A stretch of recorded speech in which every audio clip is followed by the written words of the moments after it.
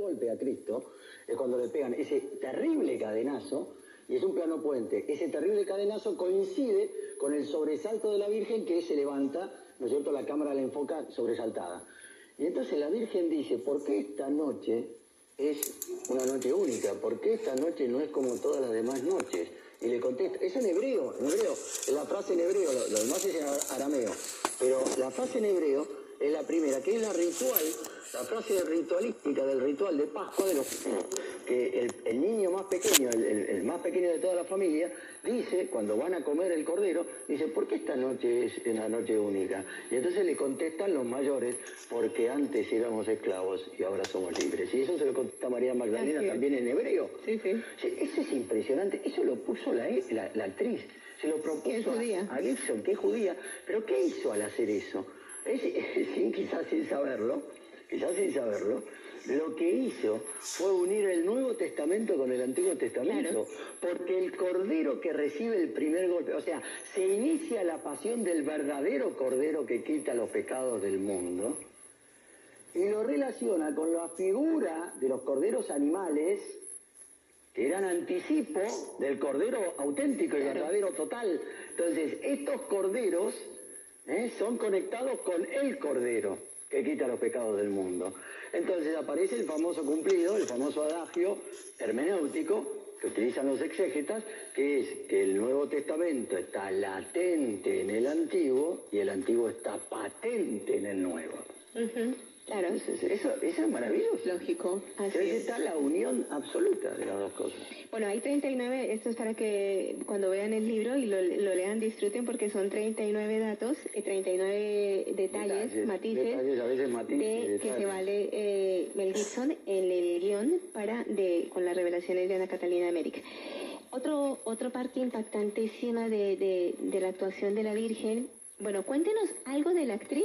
¿Y en qué estado ella estaba embarazada cuando empezó? La actriz se entera que está embarazada durante la filmación. Eso ayudó sin duda a su protagonismo, a su participación, al talante que le puso en cuanto a madre dolorosa por el hijo amado. Pero lo que es impresionante, nosotros detectamos 33 escenas de la Virgen. 33. Que son de las 33, se puede decir, hay algunas que podría discutirse si expresan mejor la corredención, pero 16 son sin duda la Virgen corredentora. Del acompañamiento. Sí, 16 de las 33.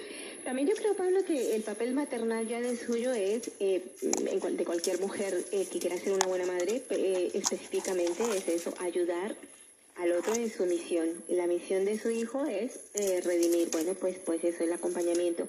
Pero además, un matiz que me parece muy importante para los jóvenes de hoy, y es que solemos confundir mucho el sentimentalismo, el dramatismo de la situación con el realismo, ¿no? Y aquí, usted lo apunta muy bien en el libro y en las charlas que hemos tenido, la Virgen era perfectamente consciente de que era la madre del Redentor, de que su hijo iba a morir crucificado, que era la misma inocencia misma, la pureza misma, que iba a sentir por eso muchísimo más la certeza del dolor, persona altamente sensible como Jesús, nadie. Y sin embargo, digamos una expresión un poco vulgar, pero lleva la cruz con tanta elegancia, con tan dueña de sí, tan madura, que es una lección grandísima para las mujeres de hoy, me parece, ¿no? El temple de la fortaleza es notable en la actriz, pero ya digo, es un equilibrio muy delicado que ha tenido el director y la propia actriz al plantear que no es, ni la Virgen Llorona mexicana al borde del desmayo, ni tampoco una Virgen impávida, esa es la palabra, o hierática, que está como una especie de estampita petrificada al lado de la cruz. Por el contrario, es una Virgen en tensión permanente, que está en comunicación con el Hijo. Por eso, incluso cada vez que el Hijo está caído y aparece la Virgen, ¿qué hace Cristo? Se levanta. Cada vez que está Cristo caído y la Virgen, y cruza mirada con la Virgen, Cristo se levanta. Entonces hay una participación, y además la llamamos Reina de los Mártires. ¿Y por qué la llamamos? ¿Cuál es el fundamento teológico de llamada Reina de los Mártires? Porque los dolores que sufrió la Virgen en identificación con los dolores de Cristo son mayores a todos los dolores que sufrieron los mártires en toda la historia. ¿Por qué? Porque la Virgen además sufrió, toda su vida fue un martirio. Toda su vida se ofreció en martirio, porque acá no es solamente que de repente se dio, ay, detuvieron a mi hijo, qué macana, seguro que va a sufrir. No. Así es. Viene Simeón e inmediatamente le dice, este será signo de contradicción, y a vos una espada te atravesará el corazón. ¡Wow! Que te digan eso cuando tenés el chico en los brazos, que lo llevas al no sé cuántos días porque tenía que cumplir con los rituales judíos de consagración en el templo. ¡Wow! Entonces todo eso es impresionante. Sí, nada, y todo lo que ella... Y el tema de la pérdida del hijo en el templo, que por supuesto no es que Cristo se perdió. Así es, claro. ¿No? Dice, ay, estoy perdido. No, Cristo no se pierde. En todo caso, los sacerdotes y el Sanedrín, ¿no es cierto? O los rabinos le dijeron, vení, nene, vení, que sos medio especial. Parece que te escuchamos decir una cosa media rara. Claro. Entonces lo retuvieron en el templo. Y entonces aparece el dolor de la Virgen por perder al hijo, porque efectivamente ella era la custodia, la responsable junto con José de que el hijo llegara hasta la cruz. Pablo, tenemos aquí una pregunta de Juan. Dice, ¿qué grado de validez tienen las visiones de la Beata Catalina de Emmerich? ¿Qué ha dicho la Iglesia al respecto? La Iglesia ha beatificado a Ana Catalina de Emmerich, con lo cual, para beatificar a una persona, especialmente si estamos hablando de una mística o de una visionaria, tiene que investigar radicalmente los escritos y ver que no contradigan nada en cuanto a la fe. Por lo tanto, el hecho del decreto de beatificación de Ana Catalina de Emmerich nos habla de una investigación seria que se ha hecho sobre los escritos, en donde incluso llegó a resolverse la famosa polémica que hay en que fue el poeta Clemens Brentano, alemán, el que transcribió esas visiones, y por supuesto empezaron los escépticos a decir, bueno, esto es un invento de Brentano. Entonces, ¿qué era lo de Ana y qué era lo de Brentano? Todo eso se pudo investigar. Esto, por supuesto, acompañado de signos manifiestos milagrosos, como es que Ana Catalina Emmerich sufría los dolores de la pasión, especialmente el Viernes Santo, por eso le aparecían todas las heridas en la cabeza, y por eso uno de los cuadros más famosos de Ana Catalina Emmerich es ese cuadro donde ella está agarrándose la cabeza y la cabeza está vendada por las heridas de la corona de espinas.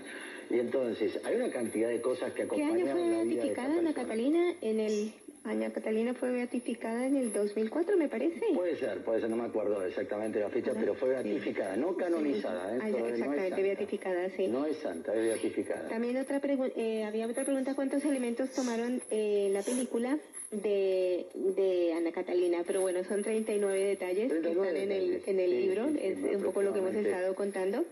Y bueno, el que quiera consultar más, pues aquí tiene el libro de Pablo Marini, Redimidos.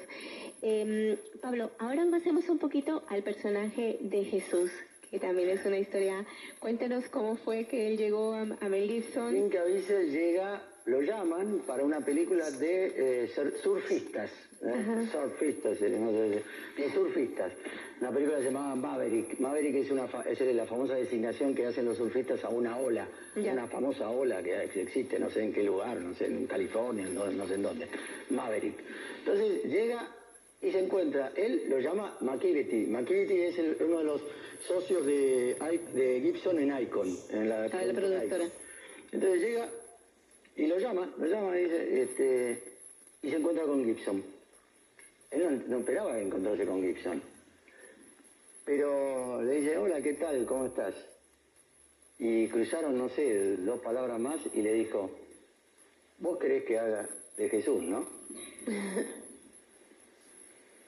Sí, le dice el otro. Gibson se mira con McKee y le dice, ¿qué le pasa? No sabía nadie de la película en principio, y mucho menos que le iba a ofrecer a Jim Caviezel hacer de Jesús. Lo que pasa es que 6 meses antes, una de las cosas raras que pasaron, una persona lo para a Jim Caviezel en la calle y le dice, vos vas a hacer de Jesús. Sí. Y siguió caminando, Así, una persona Me encuentro en la calle, vos vas a ser de Jesús. Y siguió caminando. 6 meses antes de que lo llamara Macchi para la reunión en donde se encontró de sorpresa, de sopetón, se encuentra con Gibson. Y Gibson efectivamente le confirma. Y además tiene las siglas de él son J. Sí, JC, y tenía 33 años en el momento de la película. Lo que pasa que, y él le dice, él le da como una especie de escape, porque a Gibson le habían ofrecido hacer de Jesús varios años antes. Ya Gibson ya estaba maduro para el papel de Jesús demasiado, y le habían ofrecido antes hacer de Jesús. Y dice, yo no lo podía hacer, no lo toqué, no podía hacerlo, no hubiera podido hacerlo. Y entonces Gibson le da, pero ¿estás seguro? ¿Estás seguro de querer hacer esto? Le da como una especie de vía de escape, como una posibilidad de decirle que no. Uh-huh. Y él le dice algo así como, estoy parafraseando, dice, todos tenemos que llevar nuestra cruz. Tú tienes la tuya, yo tengo la mía. Y si no la llevamos, la cruz nos aplasta. Qué cosa, ¿no? Eso es lo que le dijo.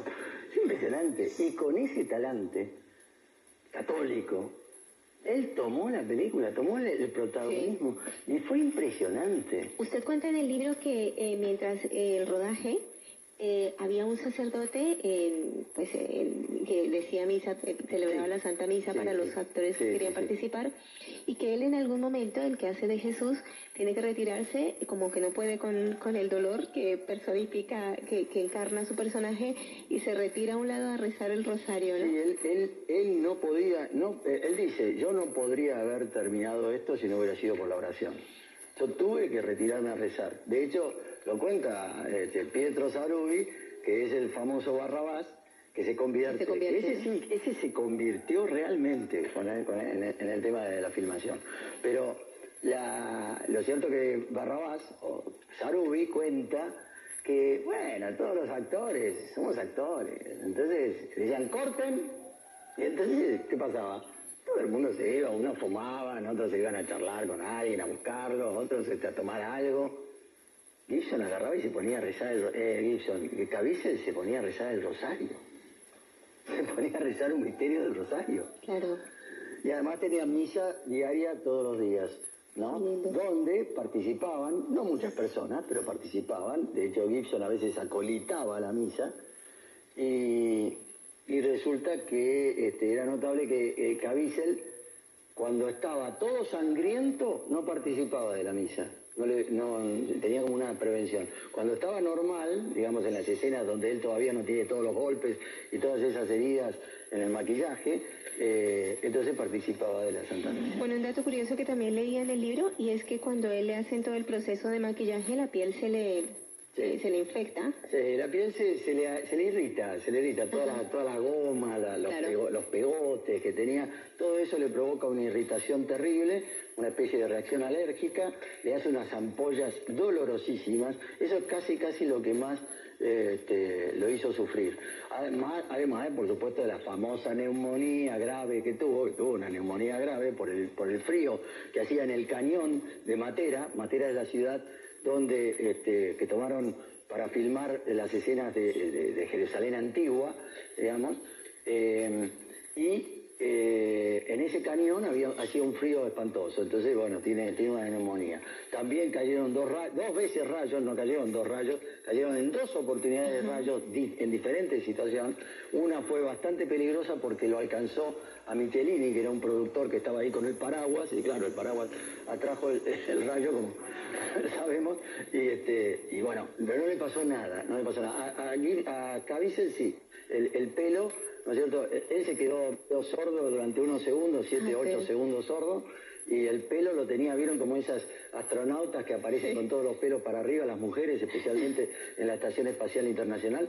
Bueno, así apareció el pelo de Caviezel. Y dice que la gente lo que veía era un reflejo, ¿no? Como si lo hubiera estado iluminado por una luz especial. Sí, en un momento toda la cara iluminada, pero él lo único que vio fue una especie de color rosa estático, un color rosa que le bloqueó la mirada, y él se quedó de alguna manera encandilado y al mismo tiempo medio sordo por el golpe, digamos, el ruido, ¿no?, que hizo el rayo al caer. Bueno, una pregunta de Angie, creo que es su ahijada, dice: hola Pablo, acá tu ahijada. ¿Tuviste alguna devolución, contacto de Gibson o Caviezel luego de hacerle llegar el libro? Estamos en ese operativo. Es decir, ¿Les hizo llegar el libro? El libro lo tiene la familia Caviezel con un ejemplar de regalo para Gibson. Vamos a ver, es gente muy especial, eso sucedió, es gente muy especial. Vamos a ver qué pasa, ojalá que le guste, ojalá que entienda lo que quise hacer. Bueno, no sé, eso no era el objetivo tampoco. Bueno, ¿no? Sí, no, lo importante es saber, decir, ¿y por qué no le hacemos llegar? Y bueno, qué sé yo, vamos a ver qué pasa. Bueno, aquí Guillermo pregunta, ¿por qué considera que es un milagro teológico? Porque frente a todas las demás películas, aunque ya sé que no quiere que compare un poquito, pero frente a todas las demás películas, esta es la única película que está asesorada teológicamente de una manera extraordinaria, católica, presentando el núcleo de la fe católica de una manera única como jamás, nunca nadie lo presentó. Por eso es una especie de milagro teológico. ¿Por qué? Porque es muy difícil evitar la tentación de hacer mi versión católica. Sí. ¿Qué es lo que le pasó, pobrecito, a Scorsese con esa película imposible que se llama La Última Tentación de Cristo, que tiene gravísimos errores de todo tipo? Pero claro, si yo trato, en vez de hacer la película según los evangelios, la trato de hacer según la novela de un agnóstico, ateo, que no cree que Cristo es hijo de Dios y que hace milagros y que es el que hace profecías. Entonces no sé qué sentido mucho tiene. Pero bueno, es parte de esta cosa media extraña de Scorsese, que nunca se entiende por qué hace películas que al final terminan asesoradas por gente anticatólica, ¿no? Es medio extraño lo de Scorsese, pero bueno. Gibson hizo una cosa única, por eso digo que es una especie de milagro teológico, porque lo que nosotros vemos ahí es la fe católica. De hecho, es una película hecha con fe católica. Por eso ha sido la película más perseguida, porque es la más católica de entre todas las católicos de la historia. Ese es el otro tema. Ha sido la película más perseguida, porque es la película más católica de todas. Porque a Scorsese nadie lo persigue. A cierta gente que ha hecho una especie de pastiche entre cosas protestantes y católicas, nadie los persigue. Usted también aquí hace a lo largo del libro, me llama mucho la atención cómo va estudiando cada personaje y también ciertas actitudes de ellos, ¿no? El silencio de Jesús. Háblenos del silencio de Jesús en la película. Y bueno, empecemos porque no es común que Jesús en una película diga solamente 616 palabras, de las cuales, insisto, el 95% son de la escritura, especialmente las respuestas, en una línea perfecta de identificación o de coherencia con lo que pasó en las tentaciones en el desierto, donde Cristo le contesta con la escritura las tentaciones de Satanás. Entonces lo mismo pasa en el huerto, donde Cristo responde con la escritura y con salmos, ¿no es cierto?, a las insidias demoníacas que aparecen en el huerto, que les aviso que está considerada por muchos la mejor escena de toda la película. ¿Ah, sí? Todo el huerto. Bueno, la iluminación es espectacular. La mejor escena de toda la película. ¿Ya? Sí, varias personas han planteado que esa es la mejor escena. Y es notable cómo aparece ese Cristo que tiene enormes momentos de silencio en la película. Enormes momentos de silencio. Si uno se da cuenta, es increíble. Bueno, el Via Crucis, por supuesto. Y además, por supuesto, esa cosa extraordinaria de mostrar que no es lo mismo la voz de Cristo cuando está sin ningún tipo de castigo, la voz de Cristo cuando ya ha sido golpeado al principio, y la voz de Cristo cuando tiene que hablar con Pilatos, no en la primera vez que todavía no ha sufrido la flagelación, sino en la segunda, cuando Cristo no le contesta, y entonces Pilato le dice, ¿no me contestas? ¿No sabes que tengo el poder para liberarte o para condenarte? Y Cristo lo corrige, pero lo corrige con una voz totalmente ahogada por el dolor. Entonces, esos detalles, en donde lo mismo pasa con el ladrón, cuando le contesta al ladrón, también le contesta con un esfuerzo impresionante. No es que Cristo de repente aparece, ¿no es cierto?, como si nada en la cruz. No, hay una coherencia total en detalles que se les ha escapado sin duda a los otros directores. Pero porque además en Gibson Esta es una película hecha desde la fe católica. Los otros directores pueden tener profesionalismo, pueden ser brillantes. Nicolás Rey de Reyes, es un director serio, es un director importante de la década del 60. Sin embargo, se equivocó en cosas fundamentales, como por ejemplo poner a un abogado para Jesús en el juicio de Pilato. ¿A quién se le ocurre? ¿A qué guionista bobo se le ocurre inventar de que Cristo tuvo abogado?